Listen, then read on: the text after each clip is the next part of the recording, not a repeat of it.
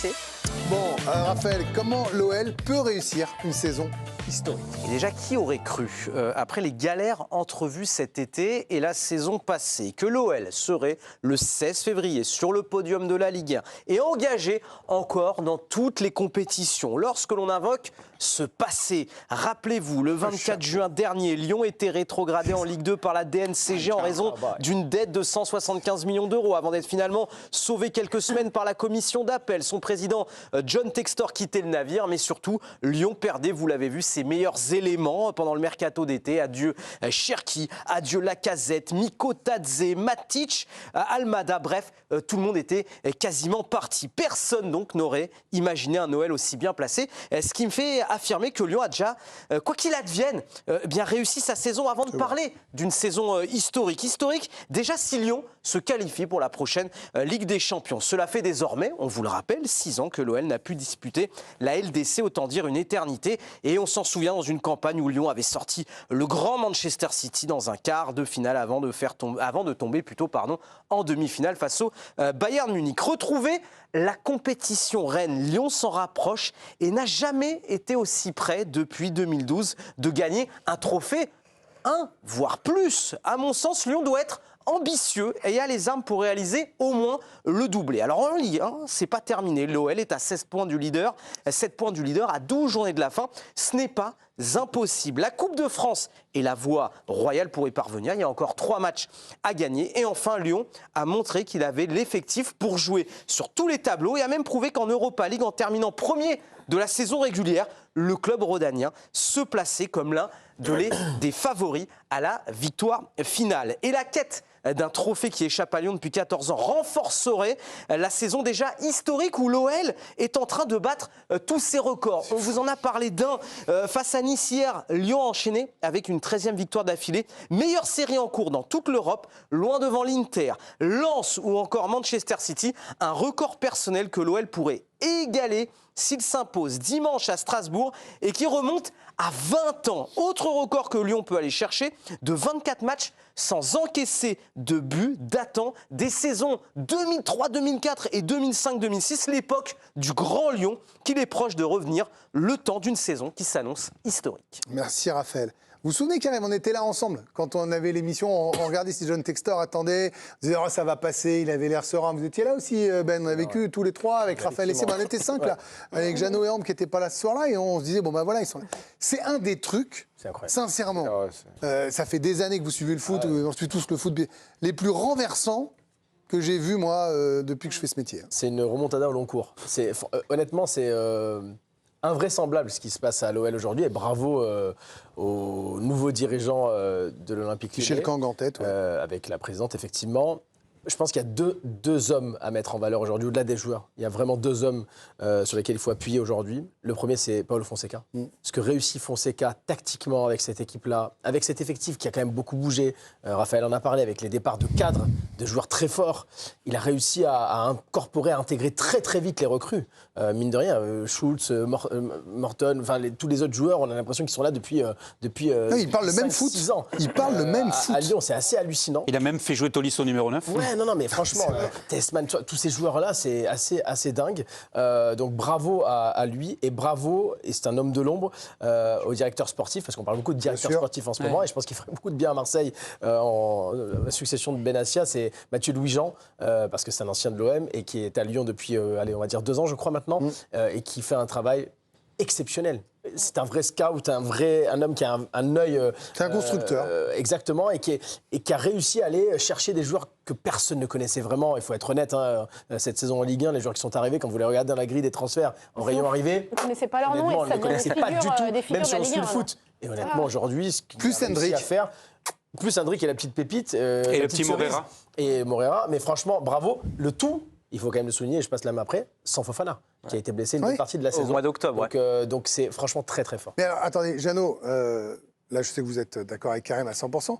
Vous les voyez faire une saison historique? Quand je dis historique, et avec Raph, on s'est mis d'accord, bon, il évoque le titre. Moi je pense que 2 devant, c'est un peu compliqué, mais c'est Ligue des Champions, 12 journées. Participation à la Ligue des Champions, victoire en Coupe d'Europe. Franchement, victoire en Coupe d'Europe, ils sont premiers, et un parcours de feu en Coupe de France. Pourquoi pas un doublé? Mais C'est une saison historique aujourd'hui pour ces gars-là. C'est la saison du siècle pour Il y a un élément moi, qui me laisse à penser qu'il y a de quoi être optimiste pour l'équipe de Lyon, c'est qu'ils ont la réussite de l'équipe qui va bien. Contre Lille, ils gagnent 1-0, un tir, le but de Narté. Ils sont bousculés, malmenés face à Nice pendant toute la première période. Ils ont 0 tir. Le dernier, il va au fond avec Tolisso. Et c'est sur la seule action construite de la première période, avec au départ Tolisso, en relais Schulz. Et c'est même lui qui fait l'appel au premier poteau pour libérer l'espace derrière pour Tolisso. Donc là, déjà, chapeau. Mais c'est vrai que le travail de Fonseca est intéressant. Et puis hier, tu fais ce résultat sans Hendrick, et on avait la vraie interrogation de la suspension du jeune Brésilien. Il y avait Moreira qui avait quasiment fait oublier Fofana, qui lui ne jouait pas non plus. Donc il a cette façon d'interchanger son équipe et d'arriver à faire jouer des joueurs. Je disais tout à l'heure, Tolisso a joué même numéro 9 à des postes totalement improbables, et je pense que oui, ils peuvent aller se rapprocher des 2 premières places, et ils peuvent jouer les trublions. Après, aller chercher le titre, ça c'est autre chose. Mais dans la globalité, ils peuvent faire effectivement une saison historique. Et en parlant de Corentin Tolisso, Jeannot, il y a une petite musique. Merci, oui, qui revient depuis hier. C'est ce lobbying autour de Corentin Tolisso et d'un éventuel retour en équipe de France. On a déjà entendu cette musique en début de saison, et Didier Deschamps avait été interrogé à ce sujet lors du dernier rassemblement. C'était en novembre. Pour partie de la réflexion dans une utilisation, un rôle qui est un peu évolué, qui est plus un rôle plus offensif, où il est performant avec son club. Il reste évidemment dans la réflexion pour maintenant, et puis pour l'avenir aussi. Et après ce 50e but de Corentin Tolisso avec l'Olympique lyonnais, il y a de nouvelles voix qui se sont élevées, notamment des anciens briscards de l'Olympique lyonnais, à l'image de la story sur Instagram d'Alexandre Lacazette, qui a mentionné l'équipe de France, et puis qui a mis allô, pensez à lui. Une réaction du principal intéressé aussi, après un échange sympa entre Samuel Umtiti et le capitaine lyonnais chez nos confrères d'RMC, où Umtiti insinue que Tolisso a changé de numéro pour expliquer le fait que Didier Deschamps ne l'appelle plus. Avant de redevenir un petit peu plus sérieux, tu as tes objectifs en tête. Il faut vraiment que tu fasses comme tu es en train de faire chaque semaine. Montrer de quoi tu es capable. Ensuite, si tu arrives à avoir cette convocation, ce sera mérité. Réponse de Corentin Tolisso. Il se parle. C'est exactement ça. Moi, je ne me prends pas la tête. Au quotidien, je fais tout à 100%. Dans les matchs, je me donne à fond. Le plus important, c'est d'avoir 0 regret. J'y vais, tant mieux. Si je n'y vais pas, je me dirais que j'aurais tout fait. Lorsque la liste sortira, je me dirais, écoute, tu as tout fait, tu ne peux pas t'en vouloir. En tout cas, je me donne les moyens pour y arriver. Donc, il admet quand même que c'est dans un coin de sa tête, Corentin Tolisso. Je lui souhaite d'être ambitieux, vous avez la Casette qui fait allô à Deschamps. La Casette, ça part de loin, là, quand même. La Casette, ça ressemble un peu au baiser du diable, parce qu'on ne peut pas tout à fait dire qu'il soit dans les petits papiers de Didier Deschamps, Alexandre Lacazette. C'est un peu, bon, voilà. Mais après que les gars le poussent. Et c'était pas forcément toujours justifié, d'ailleurs, parce qu'il faisait des saisons incroyables. Non, ça, je vous donne à Lyon ou Arsenal. Faut une vanne factuelle. Je voudrais qu'on fasse tourner un peu la pelota, Jeannot, parce qu'il est déjà 20h05. La phrase de Deschamps, c'est mais à la place de qui? Oui, mais de toute façon, on a listé. Manu Koné, aujourd'hui, il a gagné sa place. Adrien Rabiot, c'est Adrien Rabiot, on n'y touche pas. Tchouaméni, il joue au Real Madrid, il n'y touchez pas. Kamavinga, c'est le Real. Kanté, il est revenu, c'est pas pour le prendre. Et Zaïre Emery, il est polyvalent. Mais plus que le cas de Tolisso, Ambre et Benoît, moi, je trouve qu'il y a un état d'esprit qui sort de là. Et vous parlez de Fonseca. Fonseca, ici, on a été dur. Ici, j'ai entendu des gens, même moi le premier, dire mais peut-être que ce qu'il a fait, c'est dehors, en fait. Et comment est-ce qu'il va être capable de coacher en tribune? Comment est-ce qu'il va être capable d'insuffler? Franchement. C'est très fort. C'est très fort parce que cette saison, j'ai pas souvenir vraiment d'un match à côté desquels, au niveau de son plan de jeu, il s'est trompé. En effet, il y a cette capacité à souffrir qui est aussi la marque des grands, et l'état d'esprit.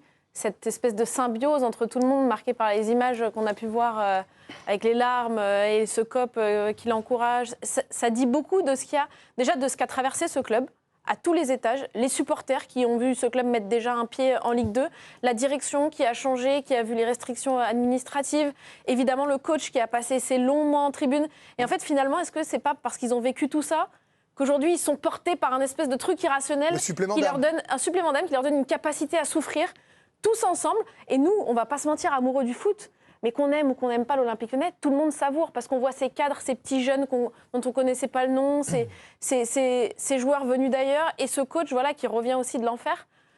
l'état d'esprit est Oui, il s'est mis remarquable. tout seul quand même. Oui, Non mais précisons quand même, Oui, l'enfer, il y est allé parce que lui a fait une énorme connerie. bien sûr, mais je pense que ça n'a pas été facile à vivre, cette situation, professionnellement bien et sûr que non. personnellement. Mais je veux dire- Et il est revenu Ouais, il a très assumé. loin. Il a assumé, mais c'est pas nous Il qui s'est avons fait une excusé, il a campagne assumé. anti-Fonseca. Bien sûr. Je veux dire, voilà, il y a Mais pas de ça, hein. il a payé pour ce qu'il a fait, il Exactement. revient de très loin et aujourd'hui, il Exactement. revient très très très bien. Benoît, je vous pose la question finale. Est-ce que ça peut tenir ou est-ce que ça va gagner? Moi, je pense que ça peut tenir et ça peut choper une 3e place. En fait, moi, l'interrogation que j'avais sur l'Olympique Lyonnais, et même début décembre, c'est est-ce que physiquement, ils vont tenir? Et en fait, j'ai l'impression qu'ils sont de plus en plus forts physiquement. C'est ça qui m'interpelle. Ils aiment bien subir, ça leur pose pas de problème en Ils plus. subissent et après, en contre-attaque, ça va très vite. Ça veut dire qu'ils ont les jambes, ils ont le coffre pour aller faire mal à l'adversaire comme ils l'ont fait face à Nice. On voit Schultz, l'accélération qu'il a mis à Dante. Bon, Dante, c'est pas celui qui a le plus vite, mais Non, mais bon, quand même. il lui a mis une accélération Pauvre Schultz. sur 40 mètres. Et après, ils ont eu la lucidité de pouvoir marquer ce second but. Moi, je trouve que Et en Coupe d'Europe physiquement, ils sont Vous très êtes un forts. spécialiste, vous avez gagné 17 Coupes d'Europe avec Séville. Et je trouve qu'aussi en Coupe d'Europe, ils dominent, quoi. Ils dominent la Coupe d'Europe. C'est parfait là. Parce que ça veut dire que ben, physiquement, ils sont encore au point. Et ce qui est fort à Il n'y a l'Olympique pas de Lyonnais- reversé, on rappelle. Hein. Non, ce qui est fort à l'Olympique Lyonnais, et c'est là où je rejoins Karim, c'est que le directeur sportif, comme il savait qu'il n'y a pas d'argent, il a construit un collectif. Avec sans doute Fonseca, c'est ce qui a dû se faire. Et ils ont pris des petits joueurs, à droite, à gauche, que peut-être des top 4, top 5 français n'en voulaient pas. Ah, c'est même sûr. Hein. Voilà. Et ils ont réussi. Erreur. Du coup. Et ils ont réussi à créer un collectif, à trouver des joueurs qui avaient ce supplément d'âme, qui avaient un gros volume de jeu, qui étaient prêts à se sacrifier aussi pour Mais avec le gardien, pour- déjà, avec pour- Dominique pour- Lev, pour- qui pour serait l'équipe. cherché aujourd'hui? Exactement. Personne. Et finalement, ça a plutôt bien pris et je trouve que Fonseca a fait un super travail tactique.